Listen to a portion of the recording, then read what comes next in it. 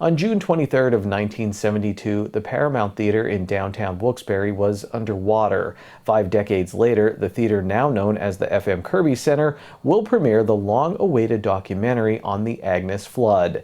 While the first showing on the actual anniversary of the flood has sold out, 2 more showings have been added so that the area can remember what so many still refer to as the flood. Lisa Sugart has more. It's a date that when it is brought up, many people can remember what they were doing and where they were when it happened.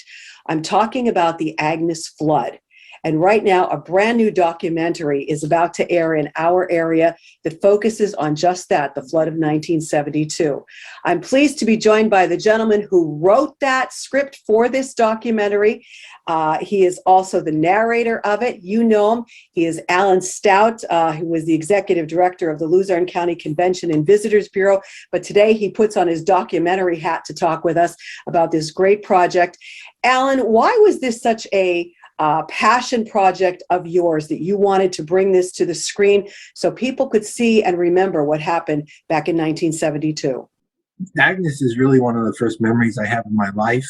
I was right around that age where, you're 5 years old and you're starting to form memory and you retain things. And so being evacuated from our home in South Wilkes-Barre at, early in the morning on June 23rd, 1972, sirens blaring through the neighborhood and heading to the higher ground to stay with relatives and, seeing all the damage, maybe 4 or 5 days later when we were allowed to return home and see our belongings destroyed, see my grandparents, everything on their first floor being dumped into the back of a dump truck by a bulldozer, and the cleanup from that summer, the military, the helicopters and the army trucks buzzing down the streets constantly.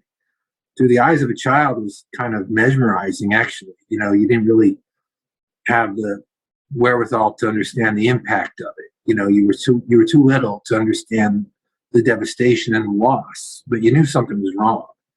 And so those memories always stayed with me. And many years later, back in 2010, I started collecting some of the old books on the flood that were published and asked some of the local TV stations if I could take a look at any television documentaries that they had done, little anniversary TV specials. And that's when the idea first formed to maybe put a documentary together, pull together all of the resources, all the books, all the video, people that they had items from home, working with the national news networks and so forth. We were not able to do it in 2012 for the 40th anniversary, but thankfully 2 years ago, 2 wonderful filmmakers approached us, Bob Savakinis and Tim Novotny. Tony Brooks and I from the Wilkes-Barre Preservation Society had been on the team since the beginning. But Bob and Tim really helped us bring it to the finish line. Tim directed and edited the film, co-directed with Bob. And we think we've made a real poignant film about the people of the Valley and what they went through that summer. Your original showing sold out like instantaneously. So it is obviously a topic that hits home with a lot of people in this area. We were talking earlier, people just refer to it as the flood because everybody remembers that. And I remember it growing up as a child. Thankfully, I was not impacted by the flooding, but I remember the heavy rains and what was going on back then. So now you are having 2 additional showings since that one sold out on the 23rd of June. So now it is Wednesday, June 29th at 1 p.m. and 7:30 p.m. It's at the FM Kirby Center in Wilkes-Barre and marking the 50th anniversary. How proud are you now to be showing this? I'm proud of our team. It was, working with Tim and Bob and Tony, it was a team and other people that helped us as well, sponsors and people that shared their stories with us. It's obviously a team effort. I think I could speak for all of us when I say that what we're most proud of are our grandparents and our parents who are sort of honored by the movie.